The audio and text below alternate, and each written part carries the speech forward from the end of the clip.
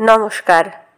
আজকের ছোট গল্প শরৎচন্দ্র চট্টোপাধ্যায়ের পথের দাবি। পুলিশ স্টেশনে প্রবেশ করিয়া দেখা গেল সুমুখের হলঘরে জন ছয়েক বাঙালি মোটঘাট লইয়া বসিয়াছে। জগদীশবাবু ইতিমধ্যেই তাহাদের টিনের তোরঙ্গ ও ছোট বড় পুটুলি খুলিয়া তদারক শুরু করিয়া দিয়াছেন। শুধু যে লোকটির প্রতি তাহার অত্যন্ত সন্দেহ হইয়াছে তাহাকে আর একটা ঘরে আটকাইয়া রাখা হইয়াছে। ইহারা সকলেই উত্তর ব্রহ্মে বর্মা অয়েল কোম্পানির তেলের খনির কারখানায় মিস্ত্রির কাজ করিতেছিল।